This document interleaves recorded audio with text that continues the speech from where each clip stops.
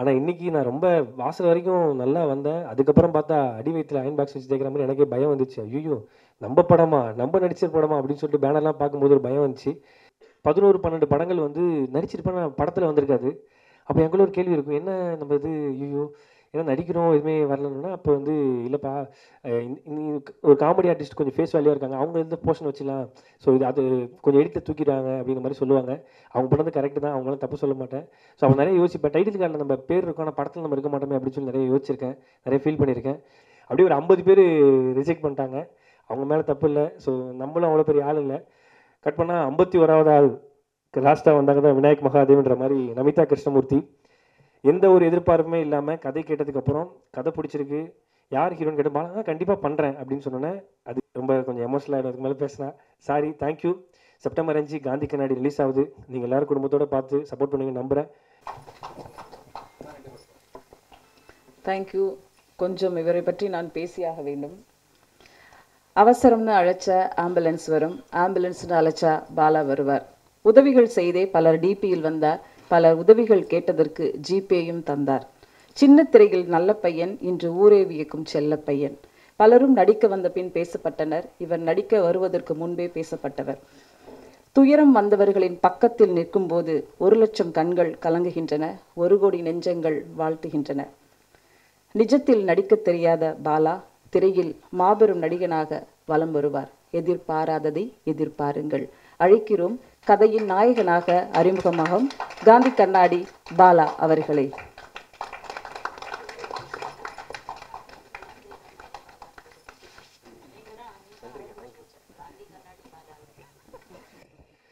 எல்லாருக்கும் வணக்கம், ரொம்ப ரொம்ப நன்றி.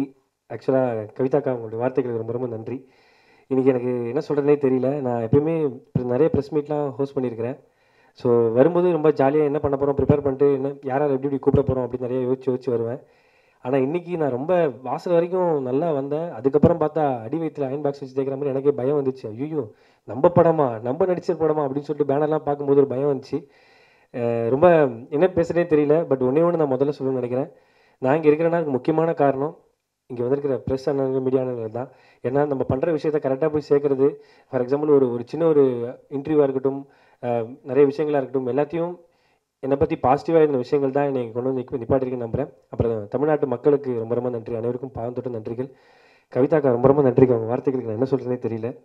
உண்மையிலே ப்ரெஸ் மீட்டிங் பிரியா மோகன்னே சொல்லலாம். அக்காவை பற்றி நிறைய நான் அப்படி தான் சொல்லுவேன் அக்கா கிட்ட. ஆமாம், உண்மையிலே நிறைய சொல்லுவேன். ஏன்னா அவங்க அந்த அக்கா கூட நான் ஹோஸ்ட் பண்ணியிருக்கிறேன், எனக்கு தெரியும். அவங்க அக்காவோட மனசு வந்து ரொம்ப ரொம்ப வெள்ளை. ரொம்ப நன்றிக்கா, தேங்க்யூ.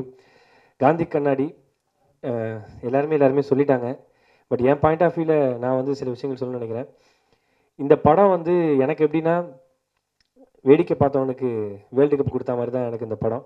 ஏன்னா நான் வந்து இப்படிலாம் படம் பண்ணுவேன்று கனவுல கூட நினச்சி பார்த்துருக்க மாட்டேன்னு சொல்லுவாங்க.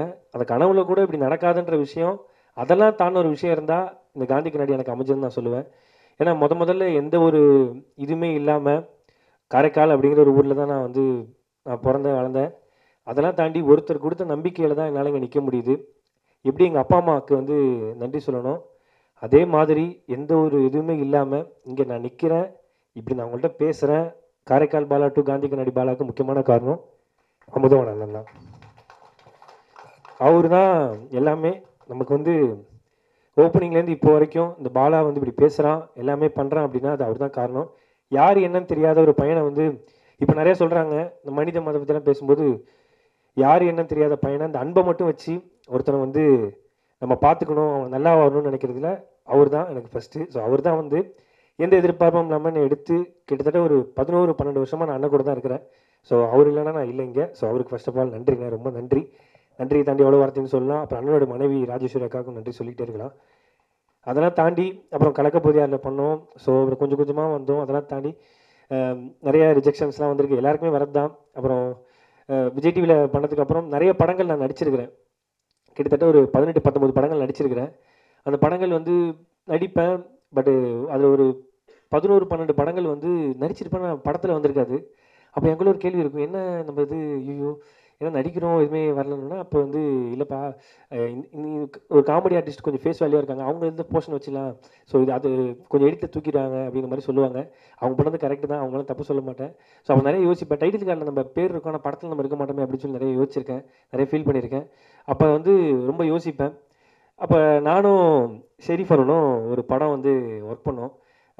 அவர் வந்து அந்த படத்தில் கோ டைரக்டராக இருந்தார், நான் வந்து அதில் சைட் ஆர்டிஸ்ட்டாக இருந்தேன். அப்போ வந்து நிறைய நாங்கள் பேசுவோம். அப்போ வந்து ரணம்லாம் பண்ணலை, ஒரு 7-8 வருஷத்துக்கு முன்னாடி இருக்குன்னு நினைக்கிறேன். அப்போ பேசும்போது என்னடா பண்ணுற அப்படின்னு கேட்பேன். இப்போ தான் விஜய் டிவி ஷூட்டிங் முடிச்சுட்டு வந்தேன், அதை நான் அப்படியே சரி வாடா வாடான்னு பேசிகிட்டு இருப்போம். பேசிகிட்டு இருக்கும்போது ஒரு நாள் என்ன ஆகிட்டு, நான் பைக்கில் தான் வருவேன், நீங்கள் மழை வந்துச்சுன்னு சொல்லிட்டு பைக்கில் வரல, கேபில் வந்தேன் ஷூட்டிங்க்கு. கேபில் வந்துட்டு போகும்போது கேப் வரல, போட்டேன் வரல, எங்கண்ணே என்ன கிண்டியாண்டை விட்டுறேன், நான் இங்கேருந்து போயிடுறேன் கேப் போட்டு அப்படின்னு சொல்லும்போது, கிண்டியாண்டை வந்து அந்த லீ மெரிடியன் ஹோட்டல் வசதி இருக்க பிளாட்ஃபார்மில் உட்காந்து 2 பேர் டீ குடிச்சிட்டு பேசிகிட்டு இருந்தோம். அப்போ லைட்டாக மழை தூயினே இருக்குது, உட்காந்து பேசிட்டே இருக்கோம். நான் பேசியிருக்கேன், என்னடா பண்ண போகிறேன் அடுத்து அப்படின்னு. தெரிலண்ணே, அந்த விஜய் டிவியில் தான் பண்ணிட்டு இருக்கேன், ஸோ சினிமா என்ன பண்ண போகிறேன், எங்கண்ணே சைட் ஆர்டிஸ்ட்கே கூப்பிட மாட்டாங்க என்னண்ணே அப்படின்னு சொல்லும்போது அவர் சொன்னார், அதான்டா நானும் கதை எழுதிட்டு இருக்கேன், சரி இப்போ நீ டேரக்ட் பண்ண எனக்கு ஒரு காமெடியன் கேரக்டர் தெரியா அப்படின்னு சொல்லி தான் நான் அவர்கிட்ட கேட்க ஆரம்பித்தேன். ஆமாம் அப்படி தான் கேட்டேன் அவர்கிட்ட சீரியஸாக, டேரக்டர் கேரக்டர் பண்ண எனக்கு ஒரு காமெடி ரோல் தெரியா, ஒரு 5 சீன் 6 சீன் ஹீரோ கூட ட்ராவல் ஆகிற மாதிரி சூப்பரான ஒரு சீனு, அவர் ஹீரோ கிட்ட லவ் சேர்த்து வைக்கிறது, இந்த மாதிரி ஏதாவது இருந்தால் சொல்ல, நான் கண்டிப்பாக என்னை கொஞ்சம் ரெஃபர் பண்ணேன்னு சொன்னேன். சரிடான்னு சொன்னார். ஸோ அதுக்கப்புறம் நானும் எனக்கு தெரிஞ்ச ப்ரொடியூசர்லாம் சும்மா பார்ப்பாங்க பேசுவாங்க, அவங்கள்ட்டலாம் சொன்னேன், நீ கதை சொல்லணும் அப்படின்னு சொல்லி அவரும் ஒரு ப்ரொடக்ஷனில் போயிட்டு கமிட் ஆகி கதைலாம் சொன்னார். சொல்லும்போது அந்த ஹீரோ ஃப்ரெண்டு கேரக்டர் வந்து என்னை புஷ் பண்ணி பேசும்போது ஓகேன்ட்டாங்க. பட் அங்கே ப்ரொடக்ஷனில் இருக்க சிலர் வந்து என்ன சொன்னாங்கன்னா, அவங்க கேட்டது நியாயம் தான், தப்புன்னு சொல்ல மாட்டேன், கொஞ்சம் என்ன இப்படி இந்த பையனா இவன் இப்படி இப்படி இருக்கான், இவன் இப்படி ஹீரோ ஃப்ரெண்டா, கொஞ்சம் ஃபேஸ் வேல்யூவாக போகலாமே அப்படின்ற மாதிரி சொன்னாங்க. நிறம் அதான் அந்த இது நிறம் மாதிரி இருக்கான், இந்த பையன் இப்படி ஹீரோ கொஞ்சம் அழகாக இருக்காரு, கூட இருக்கணும் கொஞ்சம் அழகாவது போடலாம்ல, கொஞ்சம் ஃபேஸ் வேல்யூ நாட்கள் போடலான்னு சொன்னேன். அந்த வாய்ப்பு எனக்கு போயிடுச்சு. ஸோ அப்புறம் வந்து அவருக்கும் அந்த படம் நடக்காமல் அடுத்து தான் ரணம் நடந்துச்சு. அதெல்லாம் தாண்டி ரணம்லாம் பண்ணதுக்கப்புறம் ஒரு நாள் திடீர்னு அதே மாதிரி தான் எனக்கு ஃபோன் பண்ணார். ஃபோன் பண்ணிருக்கும்போது இந்த மாதிரி ஒரு +2 குழந்தைக்கு வந்து ஃபீஸ் கட்டணும்னு சொல்லி தான் பேச ஆரம்பித்தோம். பேச ஆரம்பிக்கும் போது தான் நான் ரணம் பார்த்தேனே, ரொம்ப சூப்பராக இருந்துச்சு, செம்மையாக இருந்துச்சு, என்னடா பண்ணுறேன் அப்படின்னு. இல்லைண்ணா நான் அப்படியே ஷோஸு அப்படி தான் பண்ணிருக்கேன் அப்படின்னு சொன்னேன். படம் பண்ணுறேடா, இல்லைண்ணே எங்கண்ணே அப்படி சும்மா பண்ணணும்னு ஆசை தான், யாருண்ணே வாய்ப்பு கொடுப்பா அப்படின்னு சொல்லி நான் சொல்லும்போது, அப்படியா சரி நான் உனக்கு ஒரு கதை சொல்லவா அப்படின்னாரு. இது என்ன கேரக்டர் அப்படின்னு கேட்டேன். என்ன கேரக்டரா, இல்லைடா இது ஹீரோவா பண்ணலாம்டா, ஹீரோவாவா, நீலாம் என்னை ஹீரோ வச்சு படம் பண்ணுவேன்னு நான் ஃபஸ்ட்டு கேட்டேன். நீ ஆல்ரெடி படம் பண்ணி சூப்பராக சக்ஸஸ்ஃபுல்லான படம் போயிடுச்சு, ஸோ அதுக்கப்புறம் என்னை வச்சு நீ எப்படி படம் பண்ணணும் தான் கேட்டேன். இல்லை நான் சொல்கிறேன் வா அப்படின்னோடனே நான் அப்புறம் யோசிச்சுக்கிட்டே இருந்தேன். கட் பண்ணால் ஒரு ஷோவில் வந்து லாரன்ஸ் அண்ணா உனக்கு என்ன ஆசை அப்படின்னு சொல்லி கேட்டார். என்னடா இது ஷெரீஃபன் அப்படின்னு சொல்லியிருக்கா, அப்படி லாரன்ஸ் அண்ணா அப்படி கேட்குறா, அப்படி சரி சொல்லி விடுவோம் நம்ம ஆசை என்னன்னு. எனக்கு ஹீரோ ஓனன்னு ஆசைண்ணே அப்படின்னு நான் சொல்லிட்டேன்.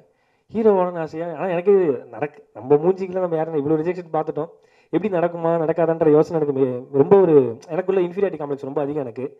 அப்போ வந்து லாரன்ஸ் அண்ணா அவனுக்கு ஹீரோ ஆக்குறேன்டா, நீ ஏன்டா ஹீரோ ஆக முடியாது, நான்லாம் ஹீரோ ஆகும்போது நீ ஏன் ஹீரோ ஆகக்கூடாது அப்படி சொல்லி அண்ணா சொன்னார். ஸோ அந்த வார்த்தை வந்து எவ்வளோ பேர் இப்படி சொல்லுவாங்கன்னு எனக்கு தெரியல. அந்த சொன்ன வார்த்தை அவர் கேமரா பார்த்து சொன்னார். என்னுடைய ஃப்ரெண்ட்ஸ் நிறைய பேர் இருக்காங்க, இதை பார்த்துட்டு இருக்கோம், யாராவது பாலா ஹீரோவை வச்சு படம் பண்ணணும்னு நினச்சிங்கன்னா நீங்கள் வாங்க, தம்பியை வந்து ஹீரோவாக நான் பார்க்கணும் அப்படின்னு சொல்லி சொன்னாங்க. பட் சொன்னதோட ஒரு விஷயம் சொன்னார், ஹீரோவாகணும்னா ஒரு முக்கியமான விஷயங்கள்லாம் இருக்குடா, நீ வந்து ட்ரான்ஸ்ஃபார்ம் ஆகணும், நிறைய இதாகணும்.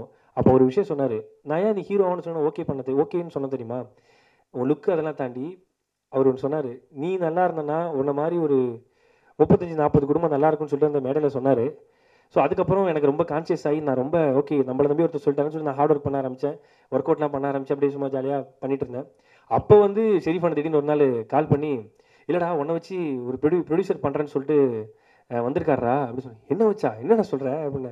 ஆமாம் தூக்கிட்டு வாண்ணே செல்லத்தை அப்படின்ற மாதிரி தான் நான் வரேனே, என்னென்ன ஓகே பண்ணுறேன், எனக்கு அவருக்கு ஓகேவான்னு கேளுண்ணே, எனக்கெல்லாம் ரெடினே, அவருக்கு ஓகேவான்னு கேளுங்க, டெய்லிடா உன்னை வச்சு பண்ணுறேன்னா சொன்னார். கதை சொன்னேன், பாலாவை கேட்குறீங்களான்னாரு, கேளுங்கண்ணே, அதான் உன்னை வச்சு பண்ணுறதுக்காக அவர் ரொம்ப ஆர்வமாக இருக்காருன்னு.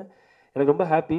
போய் பார்த்தேன், எதுவுமே இல்லை, இது வரைக்கும் ரிஜெக்ஷன் மட்டுமே சந்தித்த ஒரு நடிகனுக்கு முதல் முறையாக தானாகவே வந்த ஒரு ப்ரொடியூசர்னால் அது ஜெயகிரன் சார் தான். ஸோ அவரை வந்து நான் என்றைக்குமே ஜெயகிரன் ப்ரோ தான் சொல்லுவேன். ஏன்னா இப்போ நம்ம எங்கள் அப்பா அம்மாவாக இருக்கட்டும், தெரிஞ்சவங்களாக இருக்கட்டும், அவங்களாலே ஒரு 5 லட்ச ரூபாய்க்கு மேலே எனக்கு பெரட்டி கொடுக்க முடியாது. காரணம் எங்கள் ஃபேமிலி அந்த மாதிரி சுற்றி வட்டாரம் அந்த மாதிரி நாங்கள் ரொம்ப டவுனான ஃபேமிலி தான். பட் அந்த டைம்லையும் நம்மளை நம்பி கோடிக்கணக்கில் காசு போடுறாங்க அப்படின்னா அவங்களுக்கு எவ்வளோ நன்றி சொன்னாலும் பத்தாது. ரொம்ப நன்றி bro, thank you so much bro, thanks a lot. ஏன்னா எந்த எதிர்பார்ப்புமே இல்லாமல் சில பேர் வருவாங்கள்ல, அதில் முதல் பிரதர் வந்து ஜெயகிரன் பிரதர் தான். ஸோ அதுக்கப்புறம் நானும் ஷெரீஃப் அண்ணனும் நிறைய பேசுவோம், எல்லாம் பண்ணுவோம். ஆனால் கதை கேட்டு முடிச்சோன்னே, ஆனால் இந்த காந்தின்ற கேரக்டர் வந்து சூப்பராக இருக்குண்ணே அப்படின்னு சொல்லும்போது ஆமாண்டா செம்மையாக இருக்குது. ஆக்சுவலாக ஃபஸ்ட்டு நரேஷன் கேட்கும்போது அந்த காந்தின்ற கேரக்டர் ரொம்ப பவர்ஃபுல்லாக இருந்துச்சு, சூப்பராக இருந்துச்சு. அது யார் படம்னு பேசும்போது நான் சொன்னேன், பாலாசக்தி சார் கேளுங்கண்ணே. ஆனால் அவர் இந்த மாதிரி நான் ஹீரோவாக நடிக்கலாம் படத்துலலாம் இப்படி பண்ணுவார், கதை நல்லா இருக்குது கேளுங்க.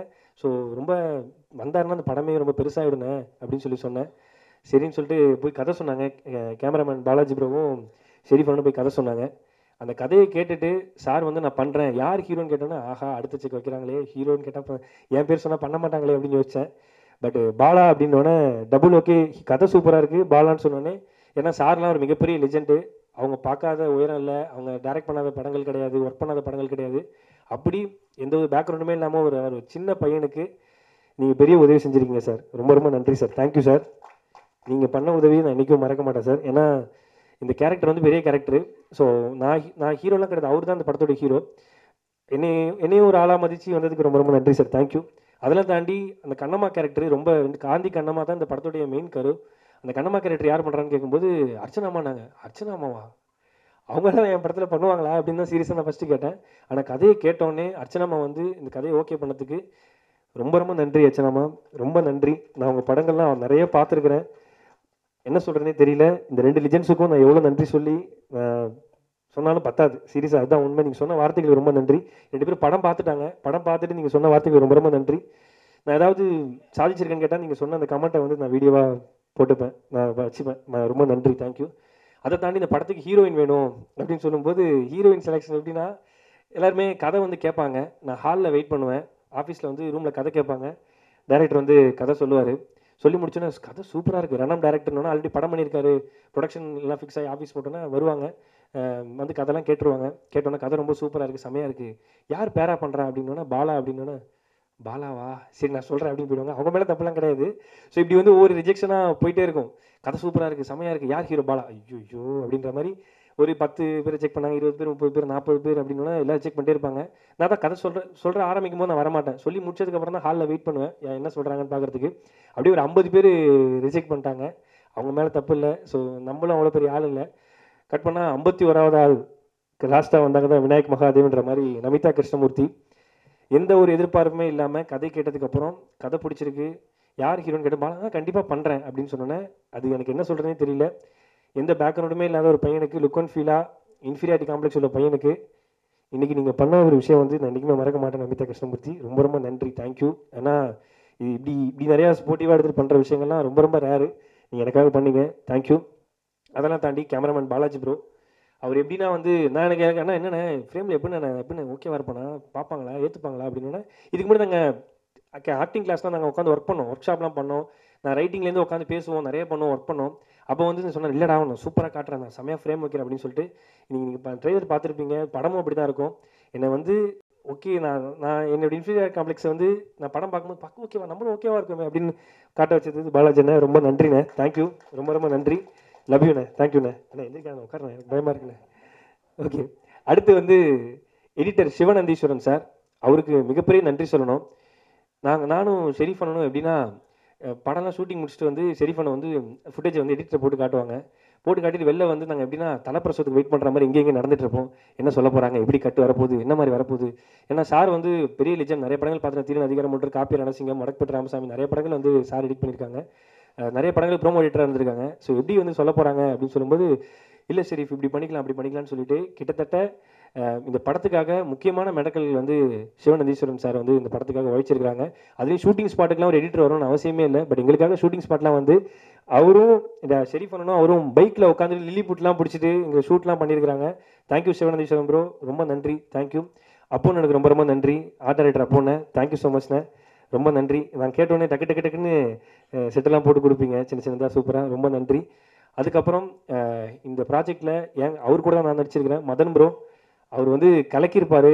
அவர் வந்து கல்லூரி படத்தில் நான் பார்த்துருக்குறேன், பயங்கரமான ஆர்டிஸ்ட் அவர் கூட நான் நடிச்சதுக்கு ரொம்ப ரொம்ப சந்தோஷமாக கருதுறேன். அப்புறம் மனோஜ் ப்ரோ, ஆராதனா, அவங்க 2 பேருமே கலக்கியிருக்காங்க. ஐயா உட்காருங்க ஐயா, ரொம்ப பயமாக இருக்கு எனக்கு. சரி ரொம்ப நன்றி, தேங்க்யூ. இதெல்லாம் தாண்டி இப்படி ஒரு படம் பண்ணியிருக்கோம் அப்படின்னு சொன்ன உடனே இந்த படத்துக்கு வந்து முக்கியமான விஷயமே வந்து படத்தை கொண்டு போய் எடுத்துகிட்டு போய் சேர்க்கறது தான். நான் ரொம்ப தீவிரமான சினிமா ரசிகன். ஒரு வாரத்துக்கு 4-5 சினிமா வந்துச்சுன்னா எல்லா சினிமாவும் பார்த்துருவேன். அப்படி அந்த 4-5 படங்கள் வரதுல ஒரு 3 படங்கள் 2 படங்களே சக்தி ஃபிலிம் ஃபேக்டரி அப்படிங்கிற பேர் வரும். நான் உட்காந்து பார்ப்பேன். குட் நைட் படத்தில் வந்து நிறைய படத்துலேருந்து அந்த பேர் வந்துகிட்டே இருக்கும். சரி சக்தி சார் வந்து இந்த படம் பார்க்குறாங்கன்னு சொன்னோடனே என்னால் நம்பவே முடியல. நம்ம படத்தை அவர் பார்க்குறாரா அப்படின்னு சொல்லும்போது நம்பவே முடியல. படம் பார்த்துட்டு எல்லாரும் சரி நான் சொல்கிறேன்ட்டு போயிடுவாங்க. ஆனால் படத்தை பார்த்து முடிச்சுட்டு இங்கேயே உட்காந்து பேசலாம் அப்படின்னு சொல்லிட்டு இந்த படத்தை பற்றி கிட்டத்தட்ட ஒரு 15 நிமிஷம் சார் வந்து பாராட்டினாங்க. இது ஒரு எதுவுமே இல்லாத வந்து ஒரு ஹீரோக்கு ஒரு புது படம் அதெல்லாம் மைண்டில் இருந்தாலும் உண்மையான பாராட்டி இந்த படத்தை வந்து கரெக்டாக கொண்டு போய் சேர்க்கலான்னு சொல்லிட்டு முடிவு பண்ணி இந்த படத்துக்குள்ளே வந்து எங்களை நம்பின உங்களுக்கு ரொம்ப ரொம்ப நன்றி சார். தேங்க்யூ. என்றைக்குமே நான் மறக்க மாட்டேன் sir. Thank you so much sir. எப்பயுமே ஒரு படத்துக்கு முக்கியமாக அசிஸ்டன்ட் டைரக்டர்ஸ் தான். அசிஸ்டன்ட் டைரக்டர் இந்த படத்துக்கு ரொம்ப ரொம்ப முக்கியம். இதில் வந்து நிறைய பேர் ஒர்க் பண்ணியிருக்காங்க. அதில் வந்து இந்த ஸ்ரீதர் அப்படிங்கிற பையன் வந்து நிறைய உழைச்சிருக்கிறான். ஸோ அவனுக்கு கிரெடிட்ஸ் போகணும். ஏன்னா நானும் நிறைய அசிஸ்டன்ட் டைரக்டர்லாம் சின்ன சின்ன வேலை செஞ்சிருக்கிறேன். அப்புறம் கிஷோர் அப்படிங்கிற பையன், இவங்க 2 பேர் தான் வந்து ஷெரீஃப் அண்ணனுக்கு பேக் போன். அப்புறம் வந்து சதீஷ் ப்ரோ, அதுக்கப்புறம் மாரின்னு ஒரு பையன், நான் மாரி தான் கூப்பிடுவேன். மாரின்னு ஒரு பையன், இந்த மாதிரி நிறைய பேர் வந்து ஒர்க் பண்ணியிருக்காங்க. அது மாதிரி எடிட்டர் கூட வந்து தமிழ் பிரதர் இந்த படத்துக்கு வந்து நிறைய வேலை செஞ்சிருக்கிறாரு. அங்கே தான் இருக்கிறாரு. அப்புறம் தமிழ் ப்ரோ, இசக்கி பிரதர், அவங்க எல்லாருக்கும் ரொம்ப நன்றி. இந்த படம் எக்ஸிக்யூட்டிவ் ப்ரொடியூசராக இருந்த உதயகுமார் பாலாஜி பிரதருக்கு ரொம்ப ரொம்ப நன்றி. ஏன்னா அவர் வந்து பல கேரக்டராக மாறுவார். 12, 13 தசவதார படத்தில் கமல் சார் மாதிரி திடீர்னு பார்த்தா ப்ரொடக்ஷன் மேனேஜராக, திடீர்னு பார்த்தா செட் அசிஸ்டண்டாக இருப்பார், திடீர்னு பார்த்தா பலவிதமான கேரக்டர்லாம் அந்த படத்தில் பண்ணுவார். எங்களுக்காக ரொம்ப ரொம்ப நன்றி ப்ரோ. தேங்க்யூ.